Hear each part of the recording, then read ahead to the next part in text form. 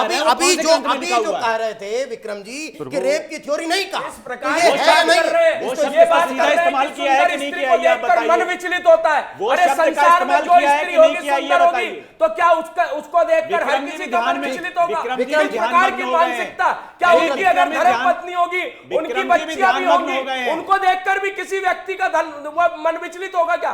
किस प्रकार की बातें कर रहे हैं? इस प्रकार की बात सिर्फ निकृष्ट मानसिकता है। वो साधु संत महात्मा है, इन्होंने उसको उपाधि दी है, फूल सिंह बरैया जी को साधु संत महात्मा कहा है उन्होंने। तो ऐसे साधु संत महात्मा की पूजा करिए ना आप अपने घर में ले जाकर के।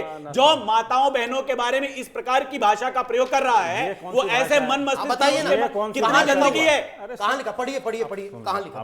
देखिए, कोई भी अभिप्राय संदर्भ के बिना अधूरा है। पढ़िए ना, पढ़िए। मैंने ये उन्होंने क्या कहा, मैं आप सुन नहीं रहे हो। नहीं, पहले तो प्रसंग आएगा, प्रसंग बताओ ना क्या है प्रसंग। देखते हैं पुष्प। अब देखिए, उन्होंने जिस प्रसंग में ये बात कही है उनका ये कहना है कि बहुधा ये माना जाता है कि सुंदर स्त्री को देख ना, ये बताइए कि ये कहां लिखा है कि इस तरह से निचली जाति की युवतियों के साथ संबंध बनाने पर तीर्थ का फल प्राप्त होता है? ये कहां लिखा? बताइए। जो फूल सिंह बरैया के ये कहां लिखा और कौन से ग्रंथ में लिखा है, कौन से अध्याय में लिखा है? नहीं, ये कहां है? बताइए कहां लिखा? रुद्रामल तंत्र में लिखा है कि चांडाली काशी है, चमाइन प्रयाग है, कंजरी अयोध्या है, धोबिन मथुरा है। इनके समागम से तीर्थ का फल। जिस शिव तंत्र की आप बात कर रहे हैं उसका मंत्री गलत पढ़ के बता रहे हैं। वो मंत्र क्या है सुनिए ना, वो मंत्र क्या है सुनिए ना। लिखा हुआ है, लिखा हुआ है, उसमें लिखा हुआ है। सुनिए चंद्रशेखर जी सुनिए,